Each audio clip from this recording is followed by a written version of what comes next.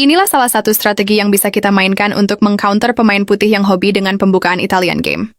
Langsung saja kita ke permainannya. Putih mengawali dengan pion ke E4, kita jawab dengan pion ke E5, putih kuda ke F3, lanjut kita keluarkan juga kuda ke C6, dan putih gajah ke C4.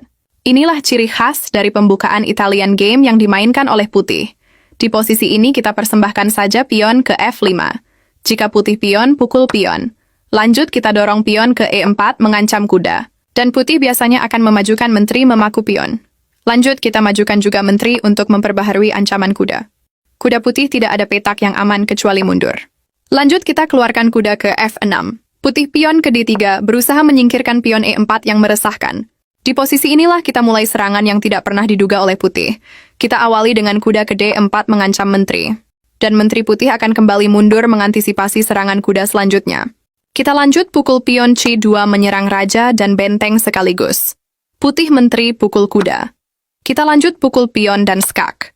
Di posisi ini putih akan mengibarkan bendera putih. Pada video kali ini, kita akan membahas sebuah jebakan catur yang cukup menarik dan mematikan dari buah putih. Jebakan ini dinamakan legal trap. Barangkali ada teman-teman yang sudah paham mengerti cara bermain jebakan ini. Silakan skip video ini. Cuman jangan lupa kasih like ya teman-teman, biar saya semakin semangat menghadirkan video-video catur menarik lainnya. Nah, bagi teman-teman lainnya yang belum tahu trik ini, mari kita simak jebakannya pada video berikut ini. Pada jebakan kali ini kita bermain di posisi buah putih ya, Ces. Oke, langsung saja ini dia permainannya. Permainan kita awali dengan pion ke E4, lalu dibalas dengan pion ke E5. Jebakan ini hanya berlaku untuk pembukaan yang seperti ini ya, Ces. Jika lawan kalian ternyata tidak melangkah seperti ini, maka jangan dipaksakan untuk menerapkan jebakan legal trap ini. Jika memungkinkan, silakan teman-teman pelajari lagi trik-trik jebakan catur lainnya. Nanti silakan dicek teman-teman pada deskripsi video ini. Di situ sudah saya cantumkan beberapa link jebakan catur, baik catur putih maupun catur hitam.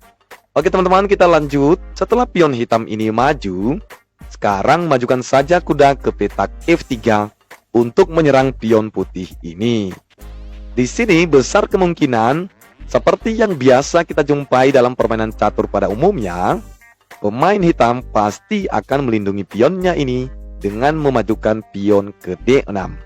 Dengan alasan tambahan sekaligus untuk membuka jalan keluar gajahnya. Sekali lagi teman-teman, jika hitam tidak melangkahkan langkah seperti ini, maka jebakan ini tidak berlaku ya, Ces. Oke, jika benar hitam melakukan langkah seperti ini, lalu lanjutkan gajah maju ke petak C4. Lalu jika hitam mencoba gajah ke G4, mengepin kuda, maka majukan saja kuda ini ke petak C3. Biasanya, hitam juga akan terpancing untuk memajukan kudanya ke petak C6. Nah, perhatikan. Jika posisinya sudah seperti ini, makan saja pion ini dengan kuda. Jika tipe lawan kalian masih pemula dan bersifat rakus, dia pasti akan memakan menteri kamu dengan gajahnya. Rap, gajah kali menteri. Nah, tenang saja teman-teman. Ini hanya jebakan. Kita pastinya mengorbankan menteri ini demi sebuah kemenangan yang lebih berarti. Perhatikan. Gajah kali pion, ska. Raja hitam ini hanya bisa ke petak E7. Lalu kuda akan ke D5 dan skakma.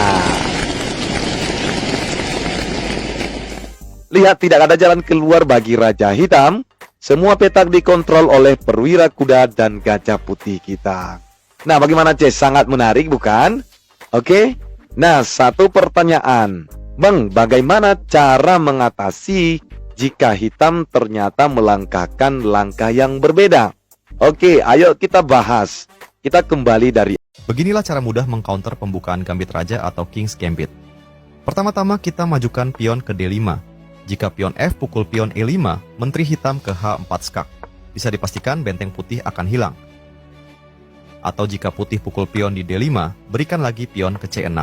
Besar kemungkinan putih akan memakan pion, lalu kuda pukul pion. Di posisi ini putih seringkali mengembangkan kuda F3, mencegah menteri hitam melakukan skak di H4. Dan seterusnya kita dorong pion ke E4. Jawaban terbaik putih di sini ialah kuda E5. Kita lanjut dengan pengembangan kuda F6.